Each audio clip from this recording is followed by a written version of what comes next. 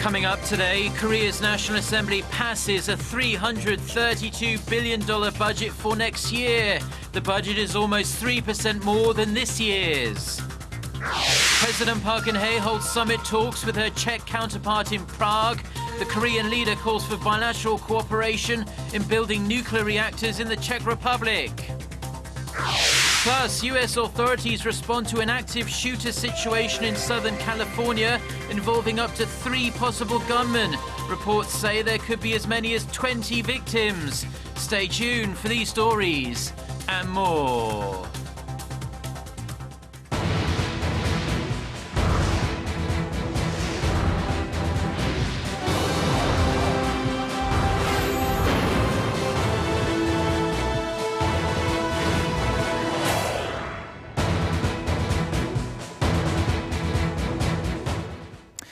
Hello to our viewers around the world. It's 6 a.m. on Thursday, December 3rd here in Seoul. Thank you for joining us. I'm Mark Broome. Our top story this morning, Korea's National Assembly has passed next year's government budget bill at a plenary session that went past midnight. Let's jump straight over to our parliamentary correspondent Park Geun-hye for the details. Ji-won. Good morning, Mark. The rebel parties failed to approve the budget within the deadline set by the Constitution, missing it by about 50 minutes, but it will still stand.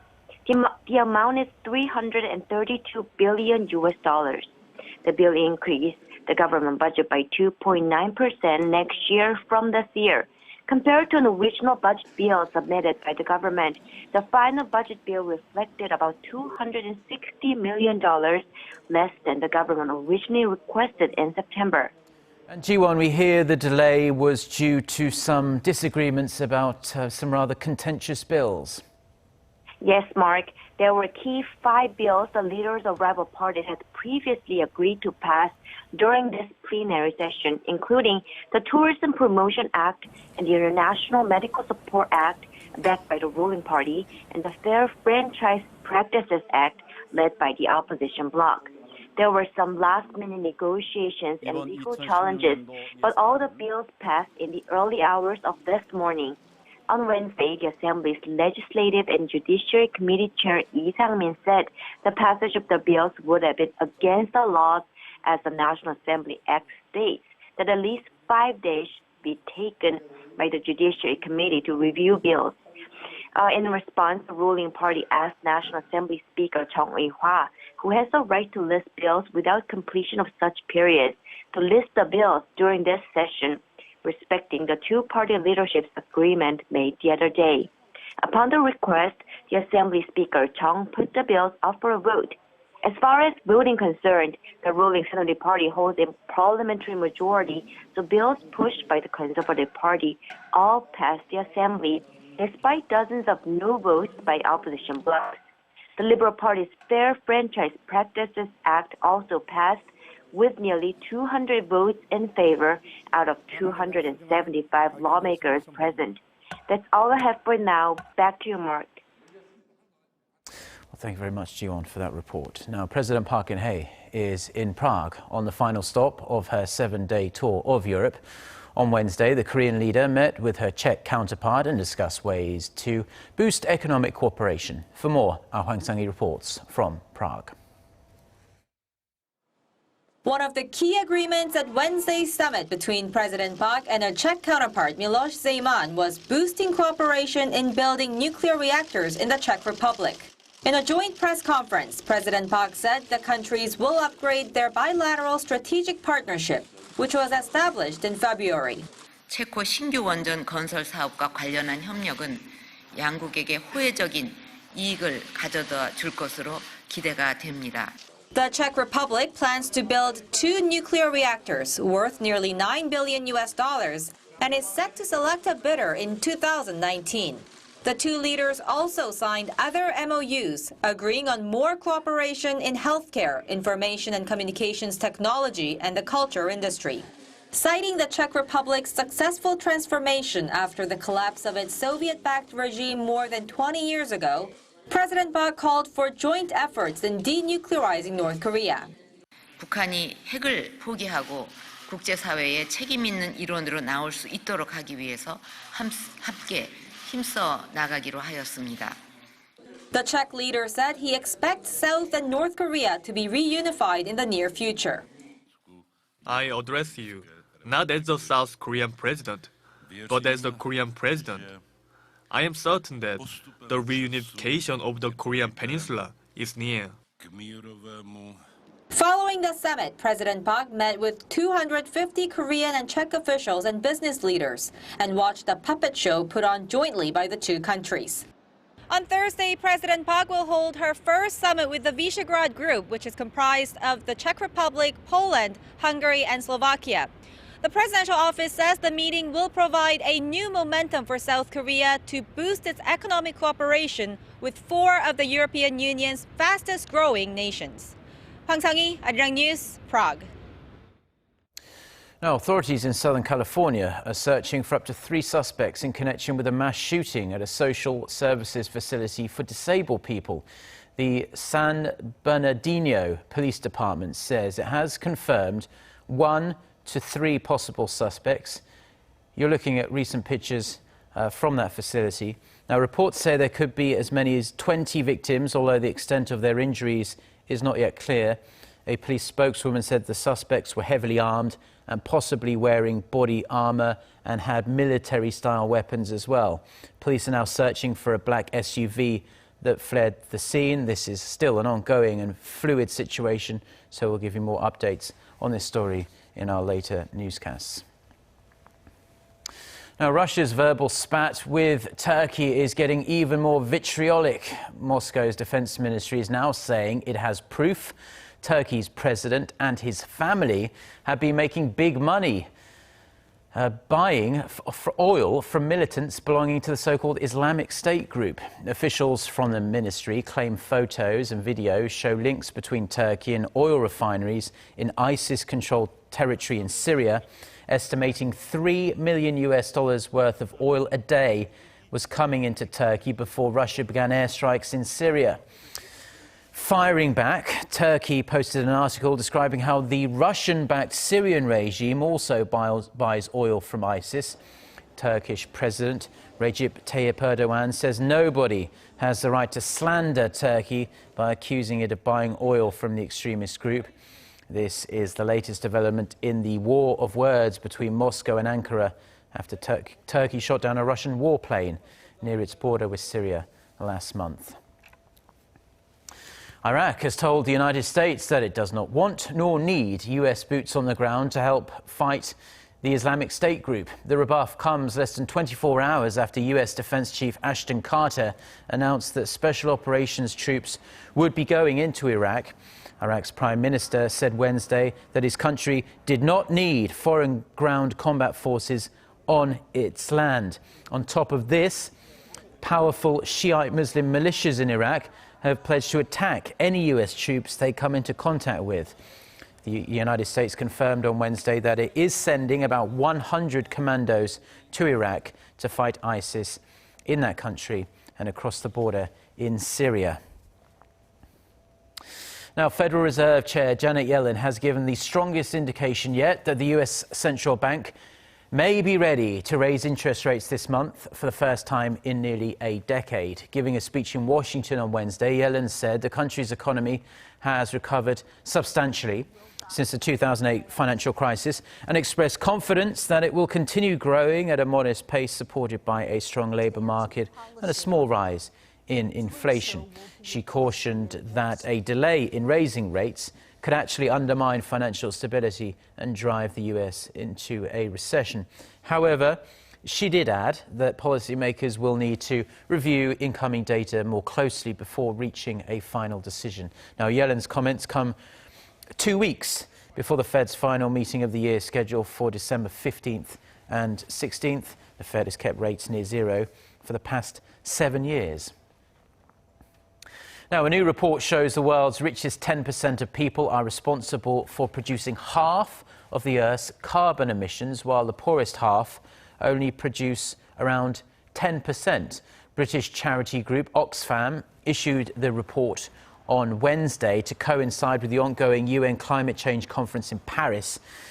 It said an average person among the richest 1% emits 175 times more carbon footprint than those in the poorest 10%.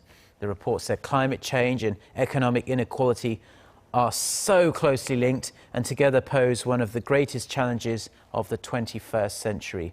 It then stressed that rich, high emitters, and these are Oxfam's words, should be held accountable for their emissions no matter where they live. Now, South Korea has ranked 9th in a global list of the countries with the best defense technology, and that's one notch higher than 2012. Experts say the country's rapid advancement is astonishing, especially when you consider that South Korea only started building its defense infrastructure in the mid-1950s, after the Korean War, of course. Our Defense Ministry correspondent Kim Yeon-bin has this report. Korea's defense technology ranks 9th in the world, placing itself among the top 10 major powerhouses in the international community. According to a report published by the Defense Agency for Technology and Quality on Wednesday, Korea's overall defense technology moved up one notch, from the 10th place in 2012 to 9th in 2015. 16 key nations were evaluated for the study, and Korea stands at par with Italy. The rating is based on the technology status of the U.S., as it is considered to be the most advanced nation in defense technology. Experts say that while advanced countries ahead of Korea boast a long history in developing military technologies, Korea's achievement is truly remarkable given its relatively short history in this field. South Korea started their military technology development since 1950s. To be ranked at number 9 I think it's an amazing achievement. And if we continue in this trend, then I believe that the technology bridge between advanced countries like that of the Europe and the States and South Korea will be shortened. However, Seoul has dropped a level to stand at 78% in radar technologies compared to its ranking in 2012. The 1% decrease in the radar systems doesn't mean that our country has decreased in the radar development technology, but it indicates that this level percentage is a relative term because the U.S. has 100% in the radar systems. If they develop further than we develop, then consequently, even if South Korea develops in the radar systems, the relative level will decrease. Radar technologies, including synthetic aperture radar and electro-optical and infrared sensors, are crucial in developing Korea's indigenous fighter jet project, after the U.S. refused to transfer 4 key technologies, including the active electronically scanned array radar. However, even without the transfer, Korean military officials say that the country is capable of developing radar technologies on its own, which are essential to the development of 120 homegrown fighter jets by the mid-2020s, to replace its aging fleet of F-4s and F-5s. Kim Yeon-bin, Arirang News. Now, one of the 2 South Korean soldiers severely injured in landmine explosions at the Demilitarized Zone in August has been allowed to leave hospital after 4 grueling months of rehabilitation. Kwon Kim reports. Dressed in a combat uniform, Staff Sergeant Kim Jong-won appears in front of the camera looking confident as he's discharged from the hospital after receiving rehabilitation treatment. Although Kim leaves with a prosthetic leg as his right ankle was severed from a North Korean landmine in August, the staff sergeant says he's happy to return to daily life. I was devastated by the thought that I wouldn't be able to walk. Seeing myself walk and run, I realized how valuable it is to be able to walk. Kim was acknowledged for evacuating his fellow soldier who stepped on a landmine during a routine search operation inside the heavily fortified demilitarized zone. That's when another North Korean landmine exploded, seriously injuring Kim. Jogging on both legs, the staff sergeant expressed hope to continue his service in the military. I don't know whether I will return to the 1st Infantry Division. Even if I don't return there, I hope to serve in the military using my other capabilities. Kim's fellow soldier Ha Jae-hun will continue his rehab in the hospital until the end of this month. Acknowledging both staff sergeants' contributions, Kim and Ha will be promoted to Sergeant First Class next year. Kwon Kim, Arirang News. Now, another Korean tradition has been added to UNESCO's list of cultural heritage, and this Korean legacy is much more than just a game. Our Won Ji-yeon has a story. At first glance, this may just seem like a massive game of tug-of-war. But in terms of tradition, it means much more. This is a Korean folk game called 줄다리기, or tugging rituals in games. It's one of Korean farmers' main traditions, used as a ritual for a good harvest. 줄다리기 has a different meaning than Western versions of tug-of-war. Rather than winning, the Korean game is focused on bringing everyone together to pray for abundant harvest. Because of its cultural value, 줄다리기 was officially inscribed onto UNESCO's list of cultural heritage on Wednesday. This comes after Korea and 3 other Asian countries, including Vietnam, Cambodia, and the Philippines, applied for a joint registration of their tug-of-war games. The collaboration was a success, and Korea now has a total of 18 traditions that have earned the prestigious UNESCO status. Won Ji-hyun, Arirang News.